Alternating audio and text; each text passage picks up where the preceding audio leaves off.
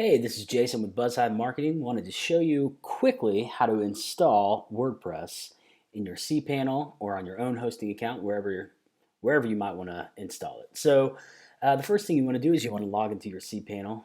Right now we've got a test site set up right here. It's for a pest control company, basically. So we're going to sign into their cPanel. Basically, you go to your domain and you type in cPanel after it. That's how we're going to log in here. Everyone's got their own system. Primarily, that's how you get to cPanel.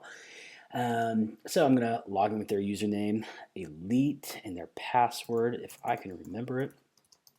And I can. Fantastic. So we're going to get to their cPanel. So there's a lot of stuff to look at here. Everybody's cPanel might look different. This is called Paper Lantern theme for your cPanel, but you can.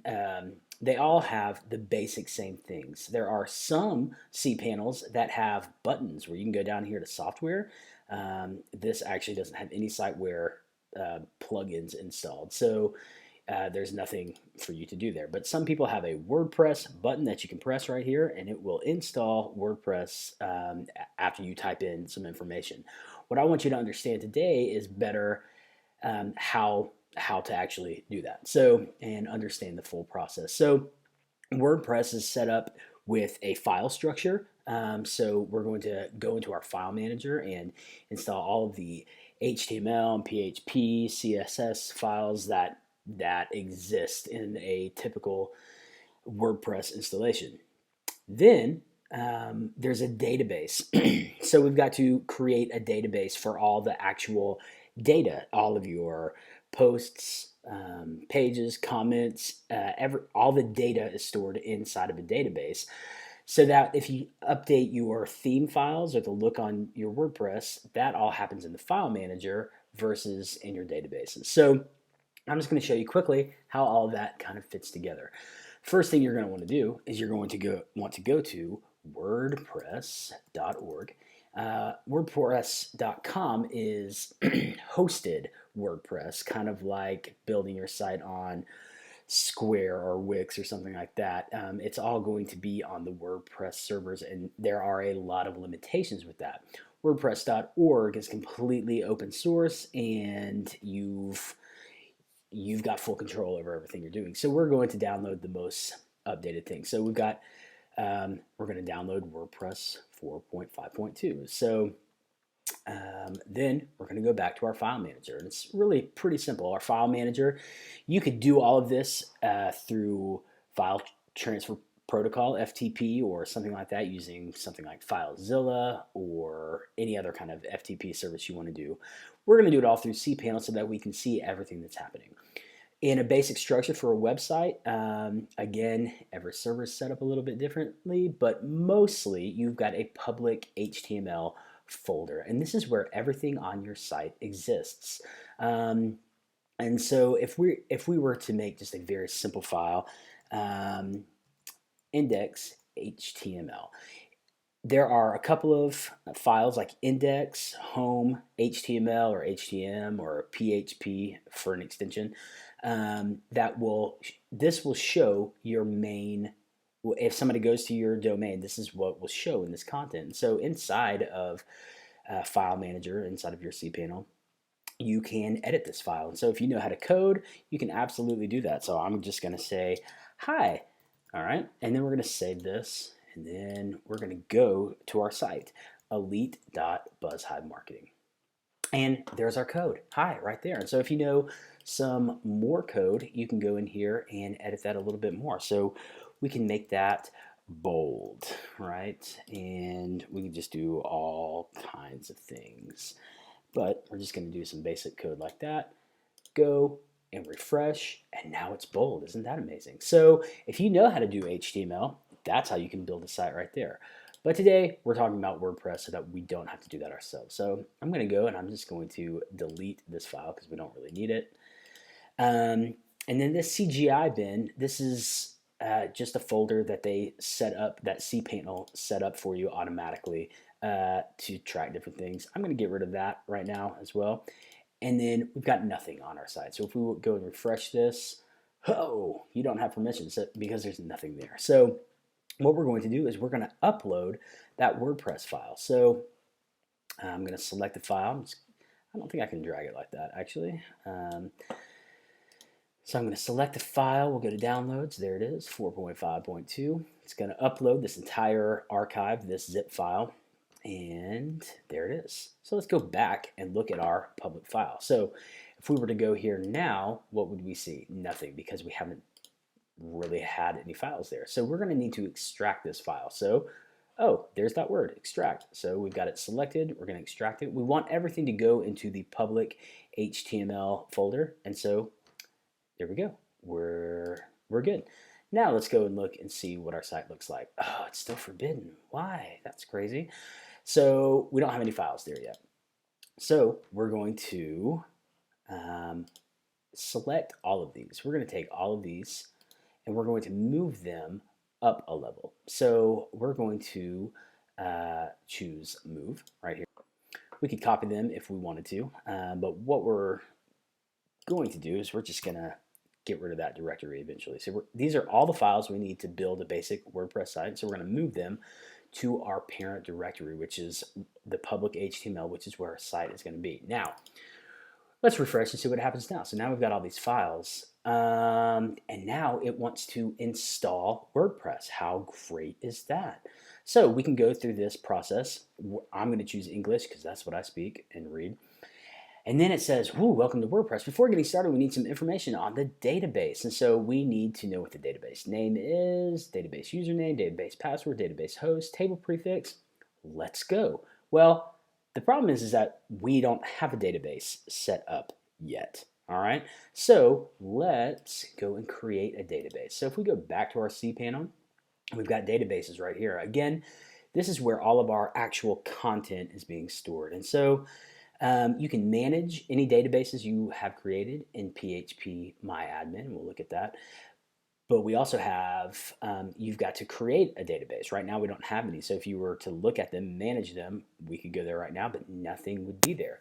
So we're going to create one. We could create one inside of here. If we went to look at our databases, we could create a new database. It gives us a prefix and then we could name it. Then we would have to add a new user, and then we would have to add that user to the database. What's nice about cPanel is that it gives you a database wizard to just make it yourself. So it does all those steps for you, so you don't have to think about it. So I'm just going to call that WordPress, and we're going to go to the next step. And I'm going to give us a username. Since my name's Jason, let's make me the user. Then I'm going to put a password in. I'm just going to tell you what this password is. Are you ready? It's 147896325. We're going to do it again, 147896325, right? And we're going to create that user. Then we have to give that user privileges. And so we could be very specific about what we want to do.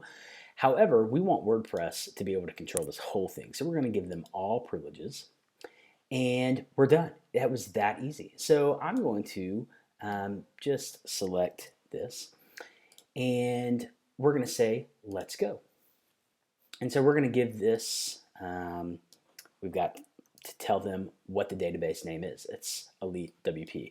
Then we've got to tell them what the username is, and it's Elite_Jason. Then we've got to give them what the password is, 147896325. And then the localhost, 9 times out of 10, localhost is what the database host is, unless you have a very customized server, which you don't. 9 times out of 10. So localhost, and then table prefix. I'll show you that in PHP MyAdmin, but you could customize this if you wanted. We're just going to do WP so that we know how it works. So we're going to click submit. All right, Sparky, you've made it through this part of the installation. WordPress can now communicate with your database. If you're ready, let's go.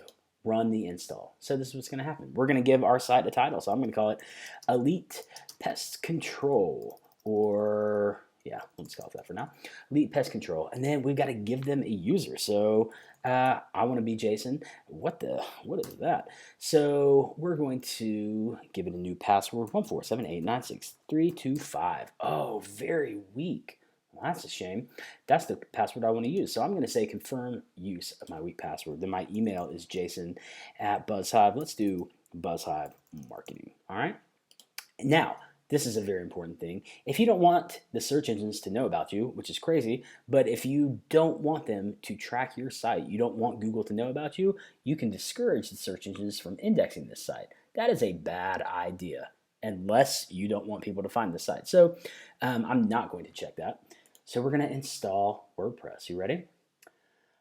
It's done. So we're going to log in. So this is what's crazy about WordPress. You just kind of like cPanel. Look at that. Did you see that email? It came up and told me that there was a new installation. Elite.buzzhive.marketing. Instead of going to cPanel, we're going to WP-login. You can also go to WP-admin. You can also go to dashboard, and it brings you all to the same place. So we're going to log in with 147896325. Done. Oh my goodness. And here we are in the Elite Pest Control dashboard. WordPress is installed. Let's look at the site. You want to? We're going to go and look at elite.buzzhive.marketing. That is beautiful. WordPress is installed. That was easy. Let me show you a couple of things back in the dashboard, what we've done. So with a typical WordPress installation in the files, we don't need this anymore, so we can just go ahead and delete that. There is a file here called wp-config sample, and this file, in order for WordPress to know what your database information is and all kinds of other information, but that whole wizard we went through with giving the database name and information all came into this file, except for it didn't come into this file. It created a new file called wp-config. So let's look and see where all that information was put inside of this. So if you were to do this without the wizard, you could come in here and add the database name, the database user, and then the password and the localhost and the table prefix all down here. And there's a lot of information right here, and there's things that you can edit as an advanced user, but it created this file. So if there was ever a database issue, you would be able to come and find this information and fix the issues there. So that file was created through the wizard. And then if we go back to our dashboard here and we go to our phpMyAdmin, we're going to be redirected to phpMyAdmin. And so there's a couple of different versions and levels of this, but it all pretty much looks just like this. Sometimes people just don't keep them updated. But here's your database, your Elite WP. And so here's all the database tables inside of the database that they created. Here's kind of some of the top ones. This WP options tells WordPress what the name of your site is. So if this was incorrect here, or if you change this to a real URL, let's just say this went to elitepestcontrol.com, then we would have to change that here. Although you can also see it when you go to your dashboard, appearance, nope, settings, general. This information right here, WordPress address and the site address and the tagline, all of that, every bit of your content on your site can be changed inside the database. It's just easier inside of the dashboard. So let's just say we changed the company or the description of the site. So pest control company. If we go and refresh here, we're going to see that it changed it right there without doing anything inside of here. So all of your data is stored inside of the database. So that you can have any kind of look and design. So this site right now, we only have one blog post on here, and we're just showing the blog posts right off the bat. So if we were going to go and change the look inside of WordPress, and we're not really going to talk about navigating the dashboard right now, I'm just going to kind of do it. But we can go and look at our themes, and we could, this is the one we have right now. Let's just say we wanted to activate this one. And these three themes are created by WordPress, and they come standard with every WordPress package. But so we've activated that. Now when we refresh, same content, different look, didn't change anything in the database except for to tell it to use this specific theme. Now if we wanted to add a new theme, let's just say we liked one of these. We could search themes. Let's see if there's a pest control one, just to start with. Nope, no pest control. So I think green's a great color for pest control, so we'll just type green. Hey, look at that. These are some great looking sites. So I like appointment green. Pest control service needs to make appointments, so let's just try that. We're going to install that.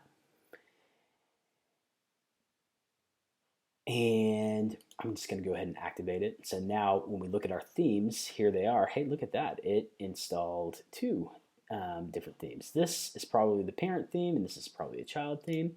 But now let's go look at our site. Whoa, look at that. That is our site. The only thing that we haven't done anything, and our site already looks good. So now, depending on your theme, you just have to go in and start customizing and making everything work properly. So not 100% sure with this theme because I've never seen it before where all of those go. But what I really wanted to show you was in cPanel, when you go to your files, WP content, and then you see plugins, themes, we now have this appointment and this appointment green, and this is where all the files are here. And so you can manage these files straight inside of cPanel or FTP if you were going to do that, or you can also edit them here in the editor. You can choose your theme, and then you can make style updates, CSS updates, all kinds of things right inside of the dashboard, but it changes the file structure here. Again, all the looks and the aesthetics of the site are inside of the file system, and then all the actual data is inside the database. So that's basically how you make a site from scratch using WordPress, using cPanel, and it's just that easy.